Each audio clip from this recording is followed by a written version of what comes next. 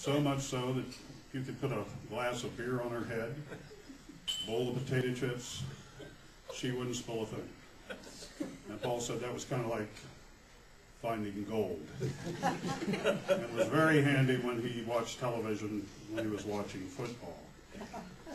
Well, eventually, about 3 months later, and 28 chickens, Paul and Moesha moved to Columbus, Ohio, and they rented an apartment there.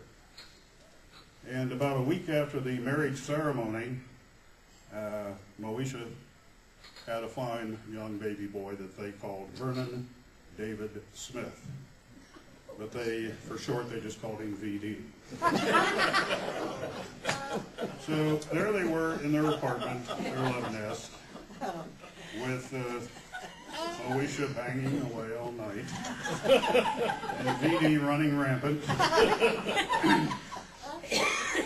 But unfortunately, oh, by the way, Paul, I saw VD this evening. He parked my car for me. Unfortunately, the marriage didn't last. They got a divorce, and which really upset me, because I think once you marry someone, you should stay married for the rest of your miserable life. Well, a few years went by. Paul climbed the corporate ladder at Sherwin-Williams, a single rung. He moved up from stock boy to general manager. And Paul developed an uncanny ability. He could actually tell the color of paint just by inhaling fumes from the can. And if you've talked to Paul recently, you will immediately be able to tell he's inhaled a lot of paint. Well, after a few years of trying unsuccessfully to tree every woman in Zanesville, he finally settled down. He married the lovely Dee Mansfield, and he's raised a fine family. He enjoys a fine home locally. He has a resort-style oceanfront condo in Florida. I visited him a couple of years ago there, and he just installed new mud flaps and tires on his house there. Very impressive. And prior to that, he visited me on the island of Maui. And my wife and I, it was either number 2 or 3, I can't remember which, we met him at Kahului Airport. And first thing Paul said to me in a very low voice, he said, "Rod, do you think you can hook me up with a good lay while I'm here on Maui?" And I said, "Sure, probably. Get you something at the airport, the gift shop." And he said, "Oh, no, we can't do that. Got to wait till Dee is asleep at the hotel, and then you and I will go out and have a couple of drinks, and you can line me up with something." I thought, this is kind of strange just to buy a necklace made out of flowers. But I didn't say anything to Paul. And we walked a few more steps, and he turned to me and he said, "Rod, how much is a lay going to cost me here?" And I said, "Well, on Maui, probably between 30 and 50 bucks.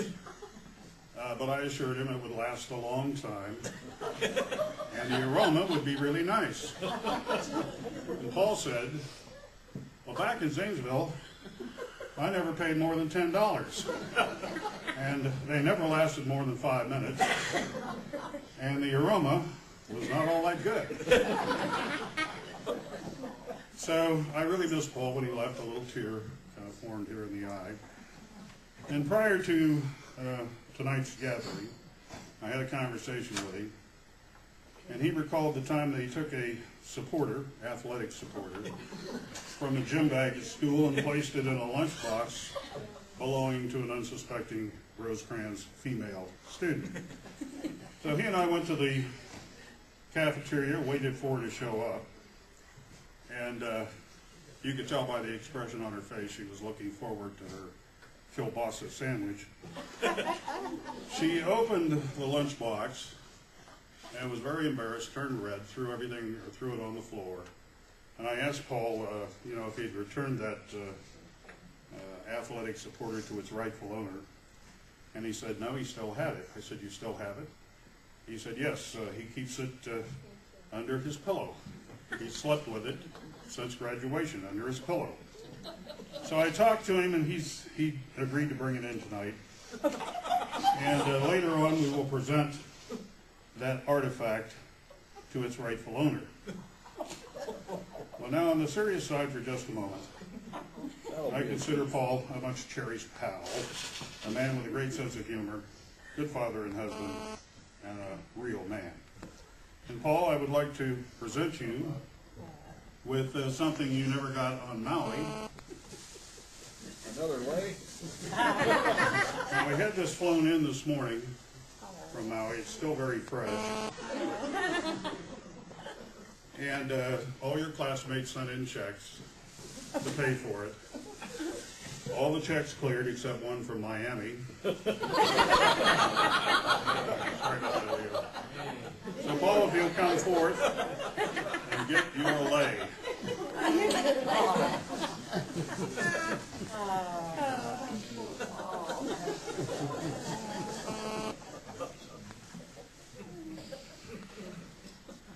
What a guy. Let's have a hand for Paul.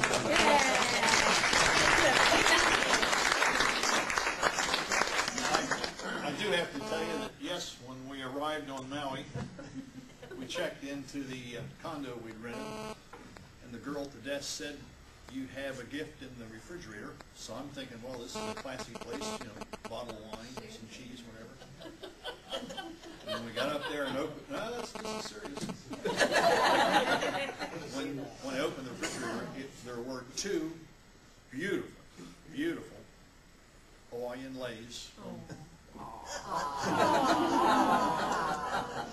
My buddy. And that also reminds me of the time he tooted on that damn saxophone in the basement of the St. Thomas School and played My Buddy, and we all had to sit there and listen to it, and I like to threw up. Thank you. You're welcome.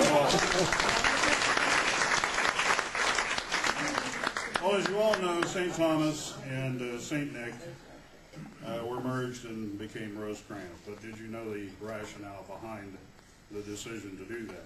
Well, I'm going to reveal that to you tonight. Bishop Reedy had flown to Zanesville in a helicopter, and he dropped leaflets on Dillon State Park directing all the priests in Zanesville to report to Columbus. What? Am I out of line? Well, in those days, the only thing I knew about St. Nick was their playground was a lot different than the one at St. Thomas. St. Thomas Playground had a basketball court, shuffleboard, volleyball, nicely landscaped. The nuns were on duty to provide cookie and milk, and we would play chess, and we had a great time. Now, the St. Nick Playground had a 10-foot high chain link fence around it. It was topped off with razor wire. And I remember there was a guard tower in one corner of the playground. And for recreation, they had one device in the center of the playground, and that was a tire hanging on a chain. And I remember the nuns carried high voltage cattle prods. Now, the bishop was keenly aware that the students of St. Nick were prohibited from using pens or pencils or anything with a sharp point, and were allowed only to write with red crayons. And so the diocesan decision was that they would call the new school ROSECRANS.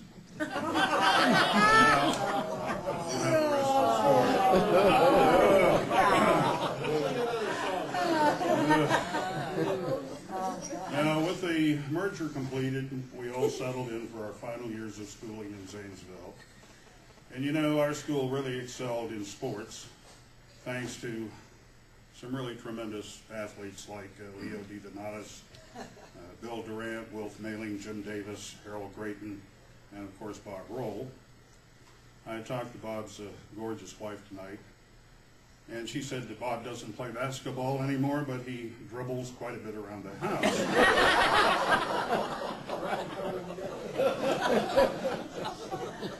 You may remember the nicknames we had. Bob Morris was Malt. Harold Grayton was Ginny. Barbara Orwig was B.A., Bonita Beatrice was Bo, Paul Smith was Smitty, and my nickname was Suck. I acquired that most unfortunate nickname, as you may remember, from a perception that I sucked up to my teachers, which of course was absolutely untrue. I can remember students at ROSECRANS calling my home on Brighton Boulevard. My father would answer the phone, and the voice on the other end would say, "Mr. Williams, can I talk to Suck?" And of course my father would ask me, "Rod, why do your friends call you Suck?" And it took me a while to explain that. In high school, there were those puppy love romances that developed that we all remember to this day so vividly. There was Bob and Mary Beth, Malt and Dixie, Jerry and Sandy, Wayne and Pat, George Rundag and his pet rabbit. You remember that? I remember that rabbit, George.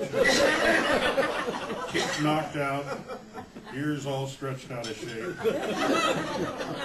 Poor little defenseless buggered bunny. It seems to me that George sold that to Bill Durant for $200 and some, as I recall.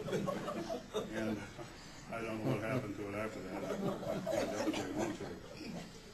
And there were other love affairs then. You probably remember that, let's see, that love triangle between Tony Durant, Pat Smith, and Phil Liston.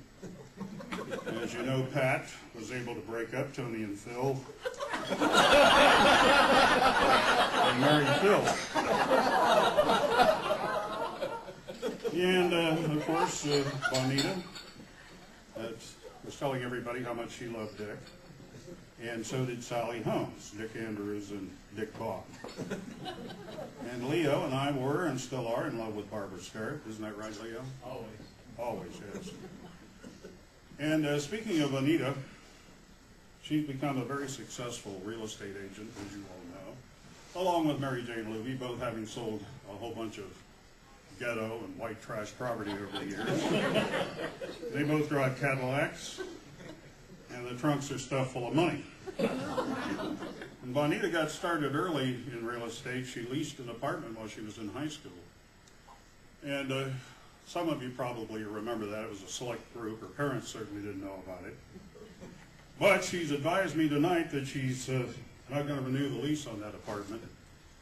And she has asked me to request that anybody in this room who has a key to Bonita's apartment, please bring it up now, because it would like she wants to turn it in. So if you would bring it up, we've got a bowl here.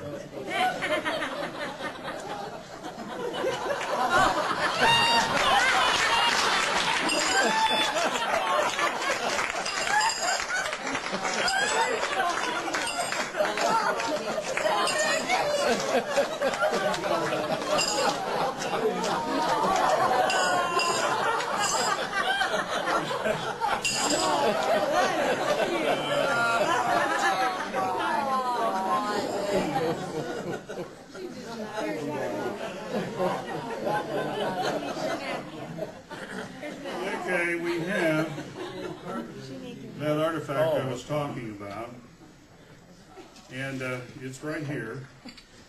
We want to return to its rightful owner tonight. And I don't think I'm going to take it out. I don't think that would be too discreet. So what I will do is I will describe it, and we'll return it to its rightful owner. Ew. It looks like it's a standard size athletic supporter. But in the place of the cup, this one has a little sewing thimble. And I can just make out an inscription on it. It says, "Property of Leo D. Donatus." So you can pick this up a little later on. Well, I know this one's probably way too big for you. But that's the way it goes. Now, I'd like to talk a little bit about Charlie Bone. I have Mary's permission to do so. Paul and I spent some time with Charlie a few days before Charlie passed away. And he was still the same Charlie that we all knew. He had a great sense of humor, as evidenced by what happened in his bedroom the day that Paul and I were visiting. At Charlie's behest, Paul and I took a handbell, the kind the nuns used to have, you know, that they would ring like a town crier might use, that had an upward protruding handle. We lifted the sheets on Charlie's bed, and we put the handbell up into the sheets and positioned it twixt Charlie's legs. Then we called Mary to come in. We said, Charlie has something for you, Mary. And so Mary comes charging around the corner.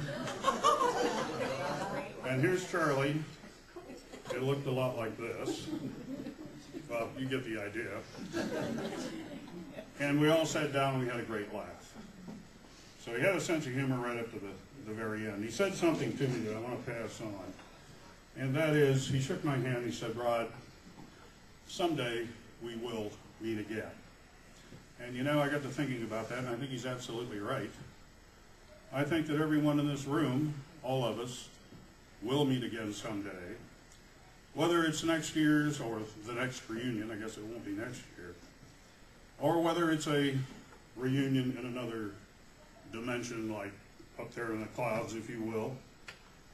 There's probably a class of 52 reunion going on right now.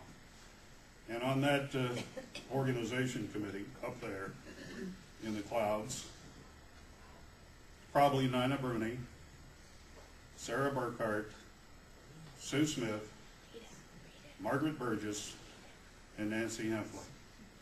Charlie's probably the MC. Tom Gray is going to lead them in prayer. Joe Dickinson will be greeting people at the door. And the skit will be presented probably by Tom Wardian, Ila Mae Corda, Patty Emmert, and Francis Toole. And I'm pretty confident I know what the menu will be. That will be probably cheeseburgers, French fries, and really thick chocolate milkshakes from the Brown Cow Drive-In. And dessert will consist of cherry cokes and hot fudge sundaes from Cat's Anus. Thank you all.